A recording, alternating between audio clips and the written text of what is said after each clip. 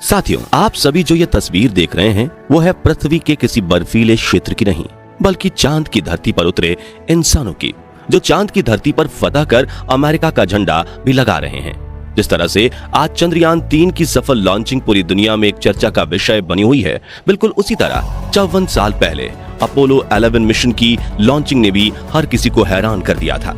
यही वो मिशन था जिसके तहत पहली बार इंसान अपना प्लेनेट छोड़कर चांद की धरती पर उतरा था। अपोलो 11 मिशन में commander Neil Armstrong, commandant module pilot Michael Collins और lunar module pilot Buzz Aldrin शामिल थे, जो इस एडवेंचरस सफर की शुरुआत में तो बहुत ही ज्यादा एक्साइटेड थे, लेकिन चांद पर कदम रखने से मात्र चंद मिनट पहले उनके साथ कुछ ऐसा हुआ कि धरती पर मौजूद नासा मिशन कंट्रोल सेंटर के सभी एक्सपर्ट्स सख्ते में आ गए। यहां तक कि इन एस्ट्रोनॉट्स को लगने लगा था कि अब वो पृथ्वी पर कभी लौट ही नहीं पाएंगे।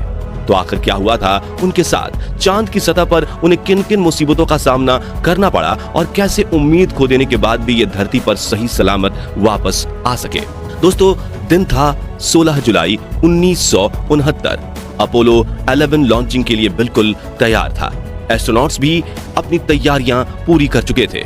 पूरी साइंटिस्ट टीम बहुत ही ज्यादा एक्साइटेड थी। लॉन्चिंग प्लेस में काफी भीड़ भाड़ थी।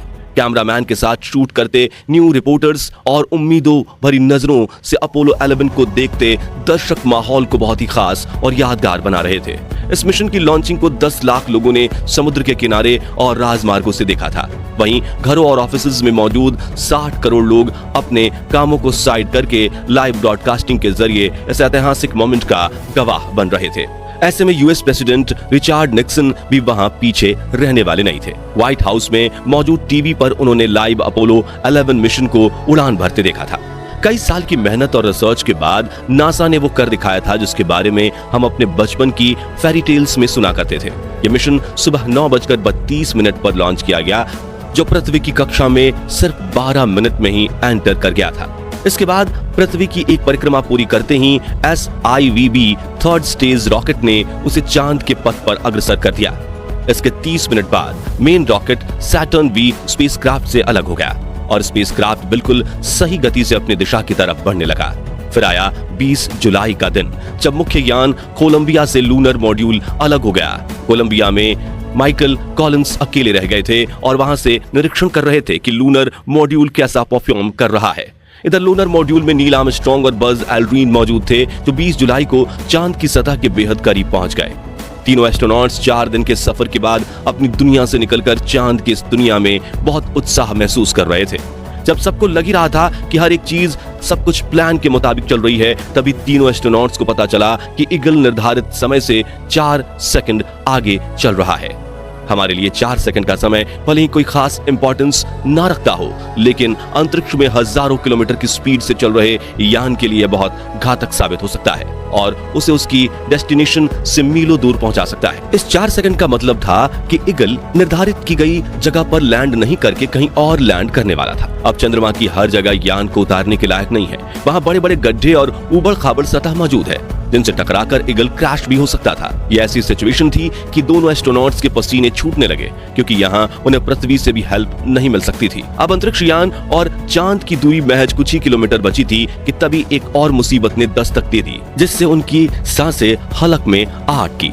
असल में अपोलो 11 का गाइडेंस कंप्यूटर खतरे का संकेत देने लगा। इसकी सूचना धरती पर भेजी गई, जिसके बाद नासा के मिशन कंट्रोल सेंटर में हड़कंप समझ गया। सब सोच में पड़ गए कि आखिर कंप्यूटर ऐसा संकेत क्यों दे रहा है। थोड़ी जांच के बाद एस्ट्रोनॉट्स से कहा गया कि ये ओवरलोड की वजह से आने वाला एरर है, जिसे नजरअंदाज करके एस्ट्रोनॉट्स अपने मिशन में आगे बढ़े। इसके बाद सबकी जान में जान आई और वो चांद पर लैंडिंग की तैयारी करने लगे। तभी नील आर्मस्ट्रॉन्ग की नजर बाहर गई। उन्होंने देखा कि ऑटो पायलट कंप्यूटर एक बहुत बड़े गड्ढे के पास यान की लॉन्चिंग करा रहा है। इसके बाद उन्होंने तेजी दिखाई और यान के ऑटोमेटिक सिस्टम को बंद करके उसका कंट्रोल अपने हाथों में ले लिया।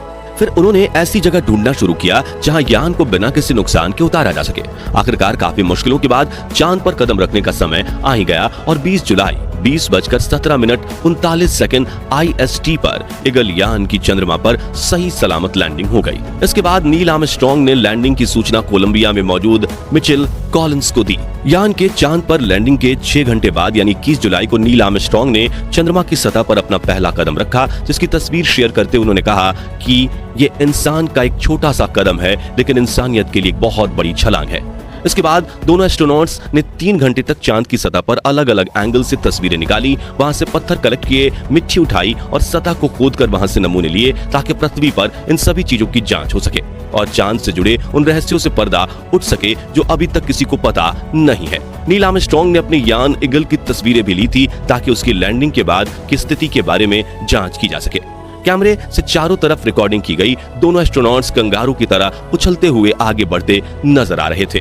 चांद पर ग्रेविटी कम होने की वजह से वहां उनका चलना काफी मुश्किल हो रहा था। उछलने और गिरते पड़ते हुए उन्होंने अपने सारे मकसद को पूरा किया और वहां अमेरिका का झंडा भी फहराया और उसे सलूट भी किया और यूएस प्रेसिडेंट से फोन पर बातें की, जिसे पृथ्वी पर मौजूद लोग लाइव देख रहे थे। ये बहुत गर्व का मोमेंट था, जिससे ना सिर्फ नासा और यूएस के सीने चौड़े हो गए, बल्कि इसे पूरी दुनिया के इंसानों द्वारा हासिल की गई एक बहुत बड़ी अचीवमेंट के तौर पर देखा गया। इस लाइव प्रसारण को कम से कम 60 करोड़ लोगों ने देखा था और वे इतने हैरान थे कि उन्हें अब भी अपनी आंखों पर यकीन करना मुश्किल लग रहा था। चलो, ये मिशन तो सक्सेसफुली हो गया। सबके मन में उस समय यही चल रहा था, लेकिन अभी भी इस मिशन की मुसीबतें खत्म नहीं हुई थी।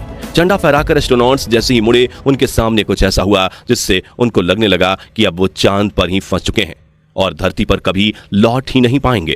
असल में कम ग्रेविटी की वजह से अंतरिक्ष यान के फ्यूल पाइप का प्रेशर जरूरत से ज्यादा बढ़ चुका था और फ्यूल कन्वर्ट होकर बर्फ का रूप ले रहा था। यह प्रेशर इतना बढ़ चुका था कि अंतरिक्ष यान कभी भी ब्लास्ट हो सकता था और ये ऐसी स्थिति थी जिससे एस्ट्रोनॉट्स की सांसें समझो रुक सी गईं। लेकिन 2.5 घंटे चांद पर घूमने के बाद उन्होंने देखा कि अंतरिक्ष यान के पाइप का प्रेशर कम होने लगा है और बर्फ भी पिघलनी शुरू हो गई है, जिससे उन्हें सुकून महसूस हुआ। लेकिन उनकी यह खुशी ज्यादा देर तक नहीं टिक सकी, क्योंकि एक और मुसीबत इनके सामने खड़ी हो गई। असल में अंतरिक्ष यान के दाहिनी ओर लगा एक स्विच टूटकर नीचे गिर गया था, जिसकी वजह से शॉर्ट सर्किट होने लगा और उस हिस्से की पावर कट हो गई। काफी ढूंढने के बाद एल्ड्रिन के हाथ स्विच तो आ चुका था, लेकिन उसे ठीक करना एक बड़ा चैलेंज था। खैर, जैसे तैसे करके उन्होंने उसे ठीक किया और पृथ्वी पर लौटने के अपने सफर की शुरुआत की। इसके बाद 24 जुलाई के दिन अपोलो 11 पृथ्वी पर लौट आया था। उनके स्वागत के लिए यूएस प्रेसिडेंट खुद गए थे और इन एस्ट्रोनॉट्स के सम्मान में एक पार्टी भी रखी गई, जिसमें कई देशों के पावरफुल लोगों को इनवाइट किया गया। तीनों एस्ट्रोनॉट्स ने कई देशों का दौरा भी किया, जहां से उनको बहुत प्यार और सम्मान मिला और ये रातों रात सेलिब्रिटी बन गए। तो दोस्तों, ये थी चांद पर इंसानों के पहले कदम की एक अनोखी कहानी। बाकी आज के लिए बस इतना ही। वीडियो अच्छी लगी हो तो इसे लाइक और शेयर जरूर करना और अगर आप चैनल पर नए हैं तो चैनल को सब्सक्राइब भी जरूर करें। मिलते हैं जल्दी ही ऐसी एक